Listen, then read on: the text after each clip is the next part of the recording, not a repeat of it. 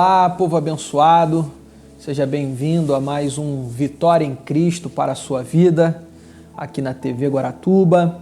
Eu sou o pastor Rafael Moraes e como temos feito aí todas as sextas-feiras, nesse horário de 19 horas, quero compartilhar com você uma palavra direto do trono de Deus e poder estar orando, intercedendo, buscando ao Senhor aí pela sua vida. Não sei de onde você está me assistindo, mas aqui no Paraná, Guaratuba está frio demais, muito frio mesmo. E eu sei ainda que para a Serra Catarinense está ainda pior. Mas Deus é bom e cada uma das estações do ano, elas fazem parte, são importantes para todos nós, não é verdade? Então, querido, nós vamos fazer como temos feito, tá bom? Eu vou ler um texto.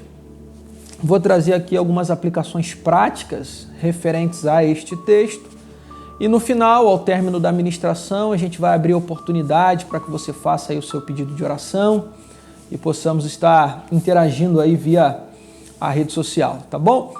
Nesse tempo inicial aí eu vou pedir a você, compartilhe essa live.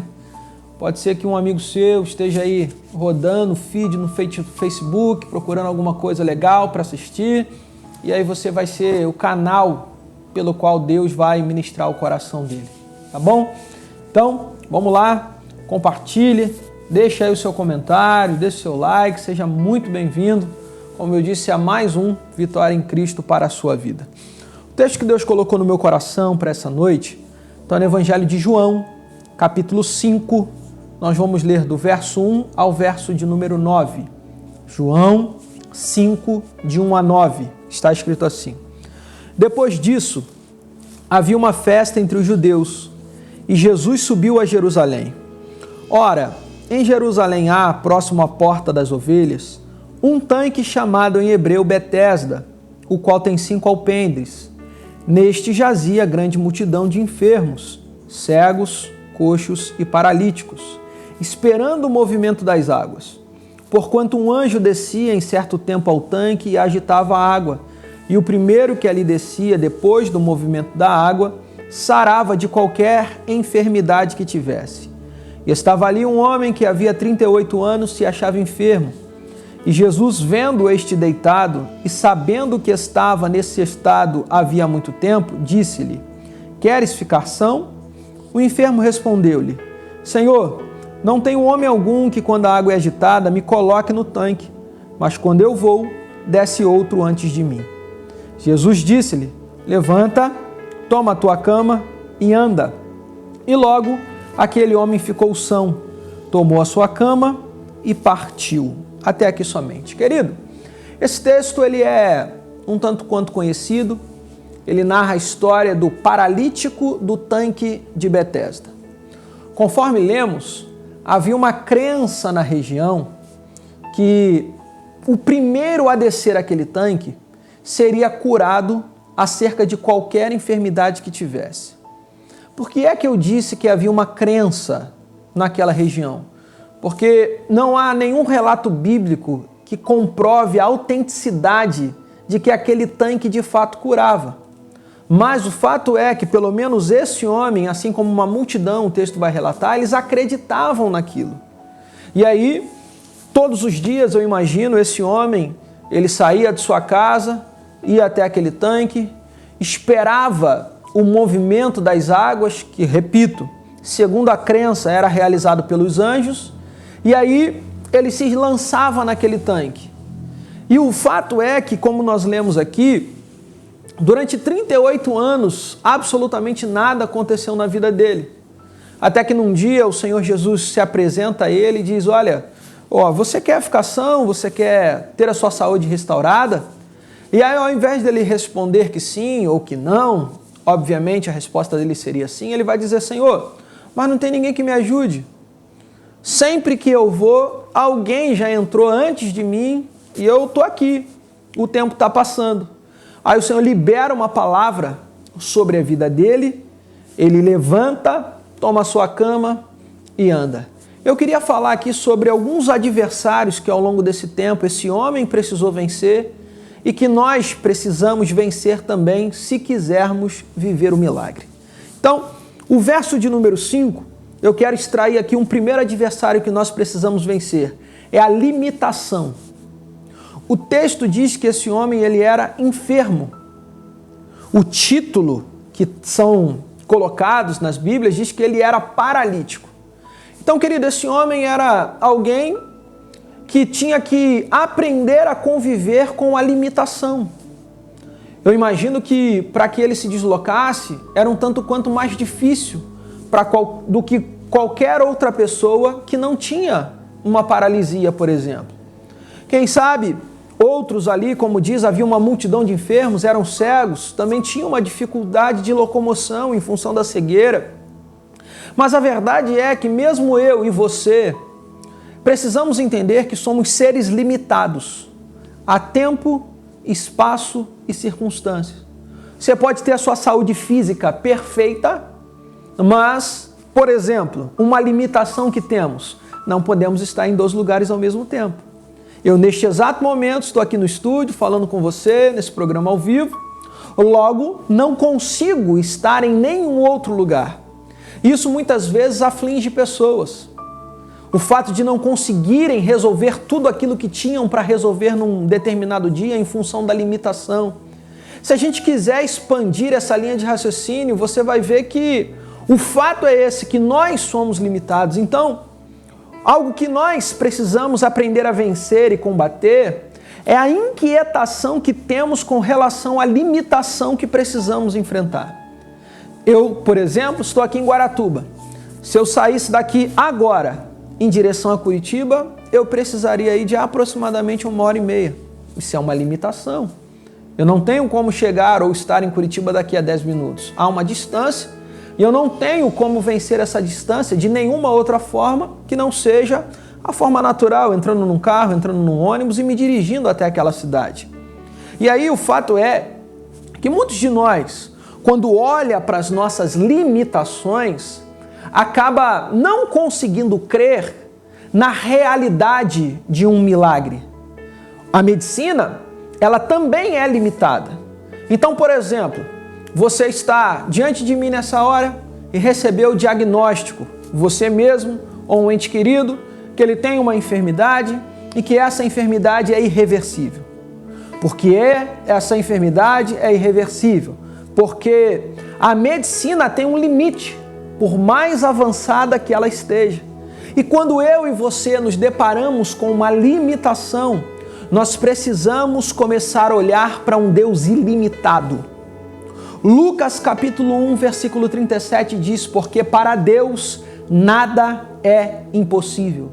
Ainda hoje eu postei na minha rede social: o que é impossível é tudo aquilo que você não consegue vencer sem a ajuda de Deus. Então, querido, eu quero te dizer aqui nesse primeiro momento, nessa primeira lição, nessa primeira aplicação, que você pode estar passando por um tempo de limitações na sua vida. Mas quando você olhar para o Deus que nós servimos, para o Deus que nós pregamos, toda limitação cai por terra. Assim como aconteceu na vida desse homem. Ele era limitado, não podia andar, tinha dificuldade para se locomover, mas quando ele tem um encontro com Jesus, ele tem um encontro com aquele que não tem limitação alguma. Ele é onisciente, ele é onipotente, ele é onipresente, ele é o Deus de toda a terra. Então, o primeiro desafio que eu e você precisamos vencer é este, o da sensação de limitação. Eu sou limitado, sim, mas o Deus que eu sirvo e com quem eu tenho comunhão, não há qualquer impedimento para o seu agir. Amém? Então, primeiro desafio que precisamos vencer é essa sensação de limitação. Segundo, ainda no versículo de número 5, o texto vai dizer que esse homem estava enfermo há 38 anos. Meu irmão, você tem alguma necessidade, ok? Traga à memória qual é a sua necessidade. É um problema com o filho? É um problema no seu matrimônio? É uma nova porta de emprego que você deseja que se abra? Ou quem sabe é uma porta de emprego que você quer que se abra porque está desempregado? É uma enfermidade sua? É uma enfermidade de um ente querido?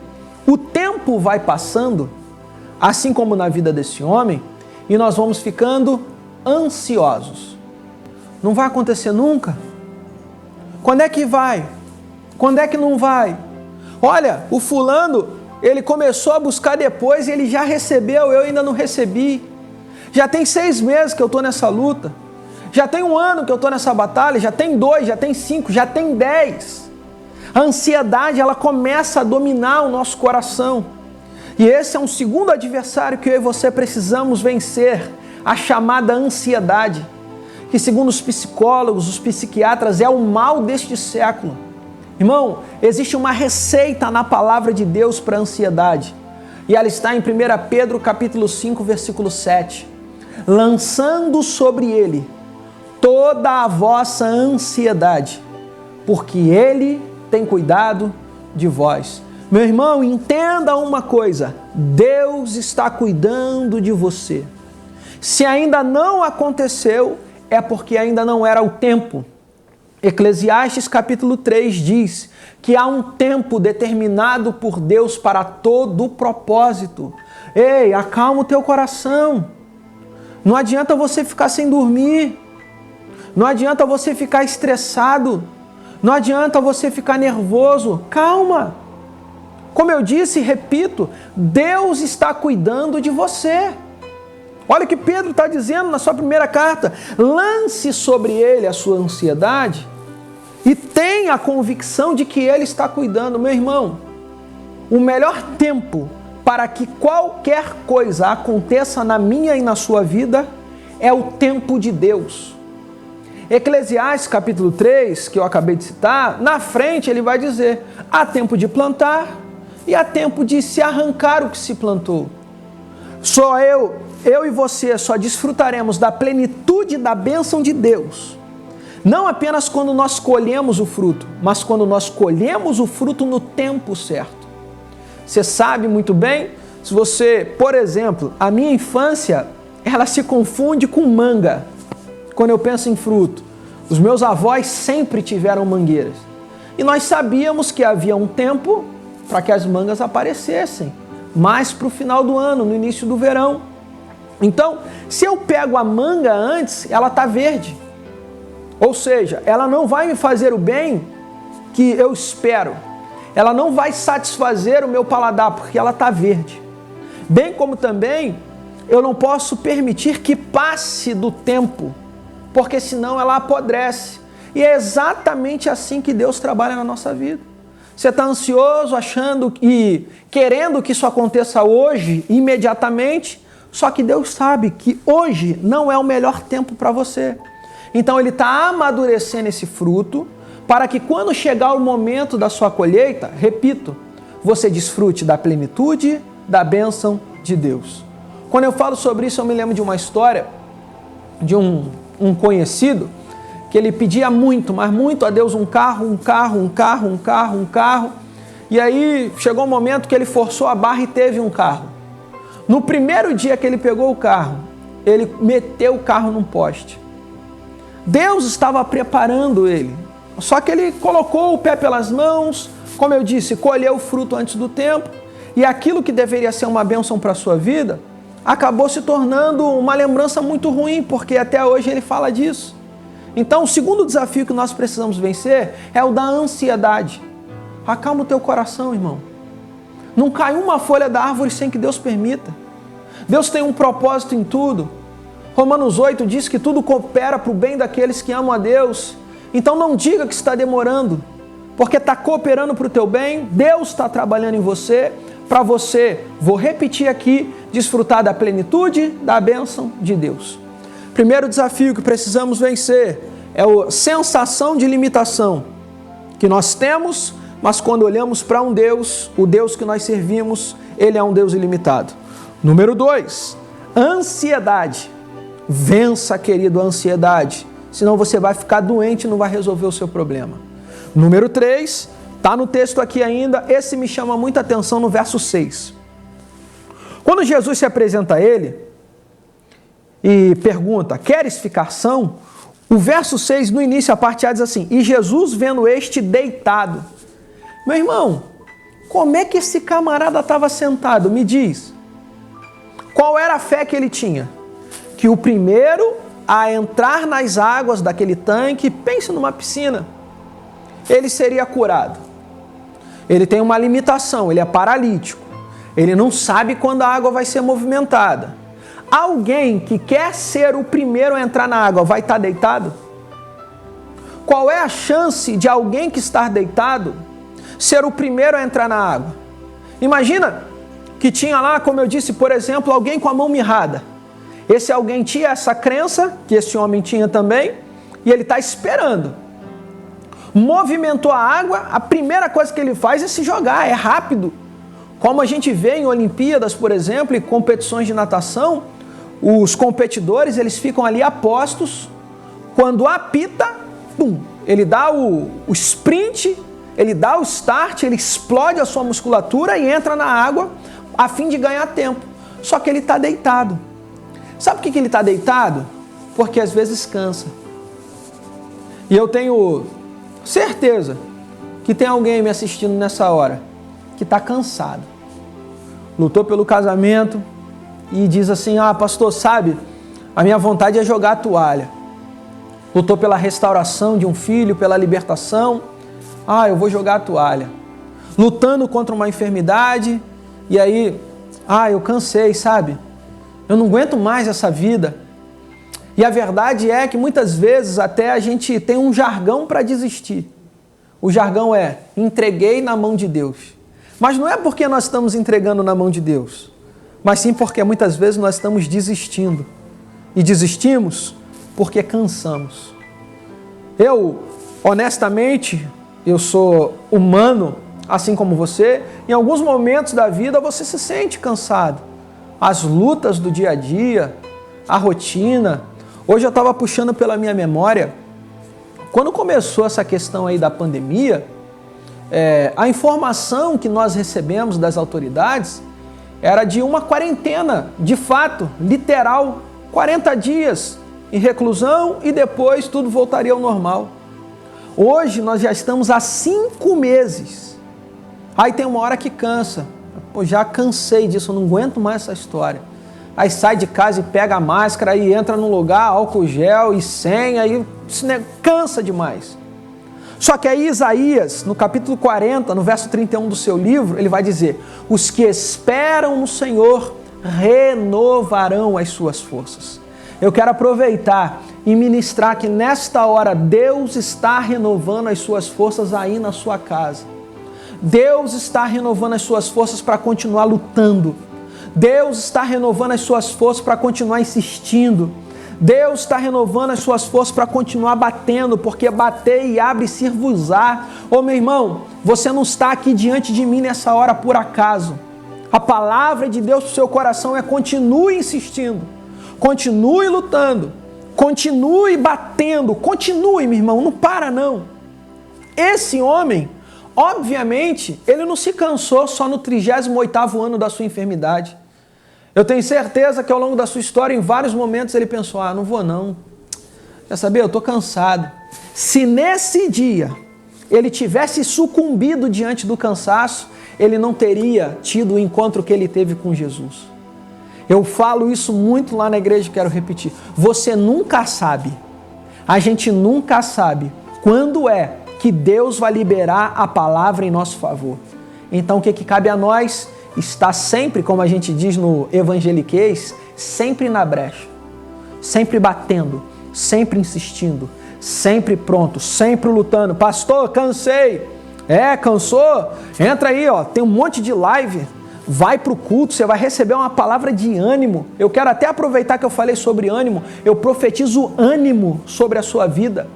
Josué, quando está com um grande desafio que é substituir Moisés, Deus fala para ele 3 vezes, só no capítulo 1, esforça-te e tem bom ânimo, esforça-te e tem bom ânimo, esforça-te e tem bom ânimo. Ânimo, meu irmão, ânimo, deixa esse cansaço de lado, olhe para Jesus, o consumador e autor da nossa fé, e vão para cima.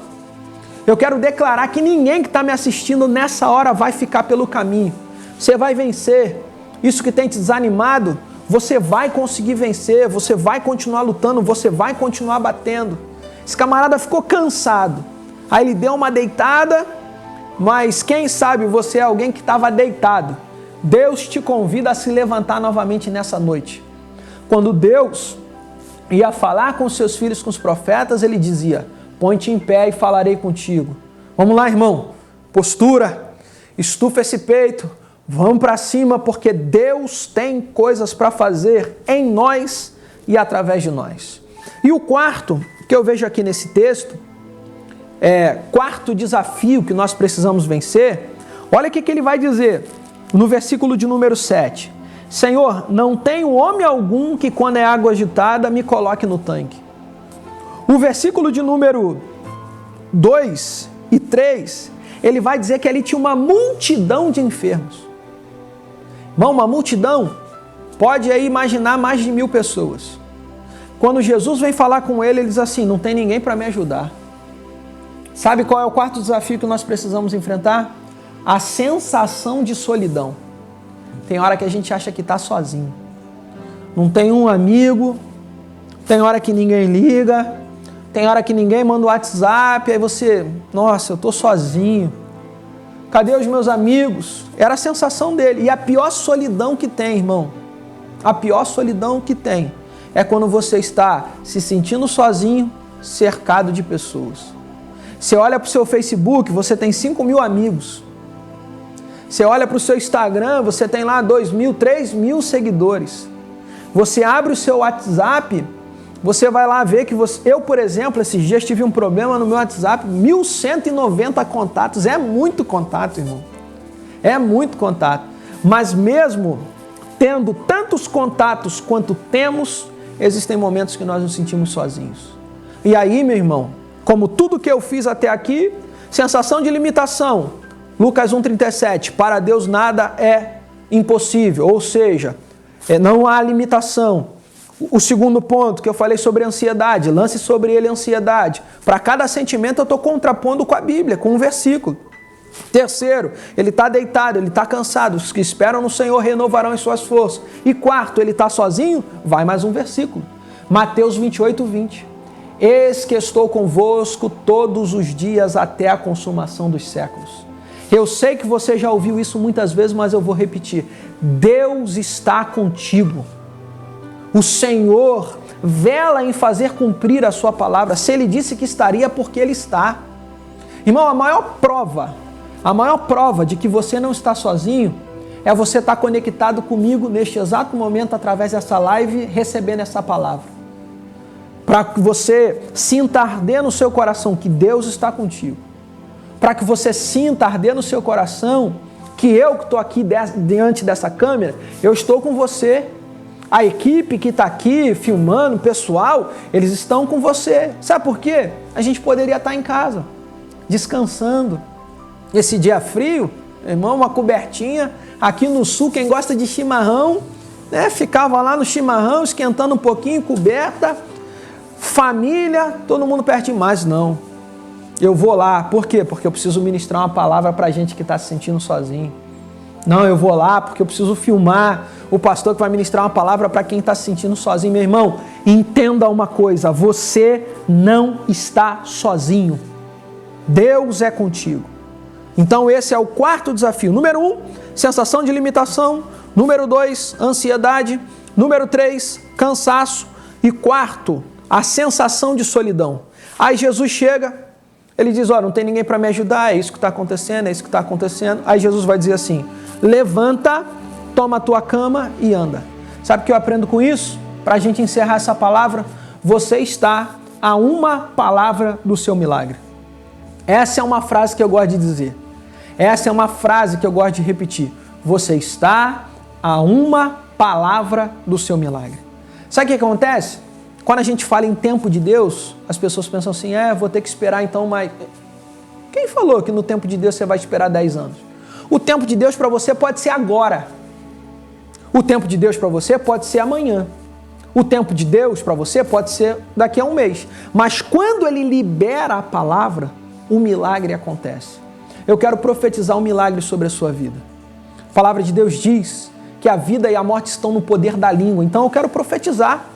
Eu quero declarar vida, eu quero declarar bênçãos, eu quero declarar saúde, eu quero declarar sobre a sua casa prosperidade, eu quero declarar portas abertas, eu quero repreender pelo poder que há no nome de Jesus qualquer enfermidade que você ou algum ente querido seu esteja passando.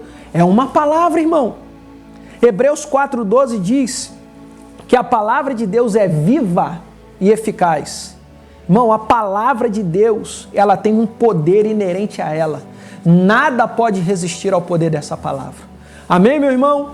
Amém, minha irmã? Então guarda essa palavra no seu coração, vença esses 4 desafios e viva o seu milagre pelo poder que há no nome de Jesus.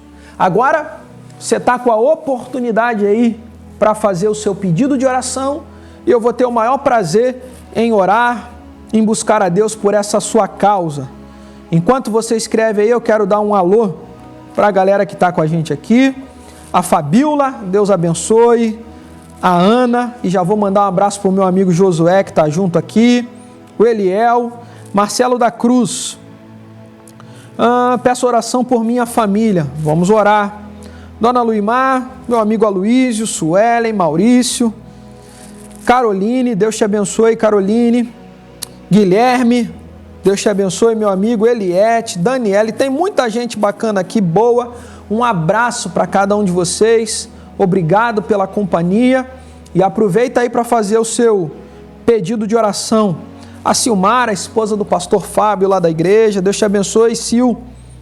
Rosicler do Vale. Meu amigo Adriano Lopes. Deus te abençoe, meu irmão. Prazer, profeta, ter você aí. Glória a Deus. Aqui, começaram a chegar os pedidos de oração. Josué pede oração pelo mecânico Ivan. Vamos orar. Meu irmão Daniel foi diagnosticado com esquizofrenia. Daniele, vamos orar. Mandar aqui, um abraço especial para o pastor Rogério Quadros, vice-dirigente lá da igreja. Deus te abençoe, meu irmão. Tá dado aí. Amanda. Esse eu aqui da Amanda é o quê? Para orar por você ou para dizer que você está aí, Amanda? Glória a Deus. A Ana está pedindo por família também, pela sua filha e pelo seu esposo. Vamos orar. Vamos orar. Então, querido, onde você estiver aí, dá uma paradinha agora. Vamos orar. Vamos falar com o nosso Deus. Existem questões aqui de famílias e uma questão também de enfermidade. Então vamos lá, vamos estar orando. Senhor, em nome de Jesus, nós não cremos em acaso, cremos em propósito. Os teus filhos que estão nesta hora, nos assistindo pelo celular, pelo computador, ou seja lá qual for o meio pelo qual eles se conectam conosco, não foram colocados neste lugar meramente por acaso, como eu disse. Há um propósito se cumprindo e o propósito era que eles ouvissem aquilo que eles ouviram. Então que os teus servos combatam da melhor maneira possível esses desafios que nós precisamos enfrentar, a limitação que nós temos. Precisamos, Senhor, vencer a ansiedade. Precisamos, ó Deus, vencer o cansaço, a sensação de solidão, sabendo que para cada sentimento que toma o nosso coração, há uma palavra para combatê-lo e nos fazer, ó Deus, crer que viveremos verdadeiramente algo novo. Esse homem insistiu por 38 anos e viveu o seu milagre. Que assim seja na vida do seu filho, que assim seja na vida da tua filha, que não sejam necessários 38 anos, mas que eles possam, ó Deus, assim como esse homem, um dia, testemunhar daquilo que o Senhor fez. Senhor, eu oro por aqueles que apresentaram ao Senhor aqui as suas famílias. Abençoa, ó Deus, cada lar aqui representado. Que o Senhor possa derramar vida, que o Senhor possa derramar bênção, que o Senhor possa derramar paz, saúde, prosperidade, enfim, ó Deus. Família é a célula máter da sociedade. Se a família estiver bem, a sociedade estará bem. E nós nunca vimos em outro tempo a família sendo tão atacada quanto tem sido nesse. Mas eu quero declarar em nome de Jesus que vem uma blindagem do alto sobre cada lar aqui representado. A pedofilia, o homossexualismo, o alcoolismo, a prostituição, as drogas estarão longe da tua casa em nome de Jesus. E oro também, Senhor, pelo Ivan, que o Josué fez o pedido, o mecânico está enfermo, um dos teus nomes é Jeová Rafá. Restaura, ó Deus, a saúde dele. Derrama, ó Deus, do teu Espírito sobre ele, traz à normalidade tudo aquilo que porventura estiver fora. Que haja cura pelo poder que há no nome de Jesus. Amém e amém. Amém, meu irmão?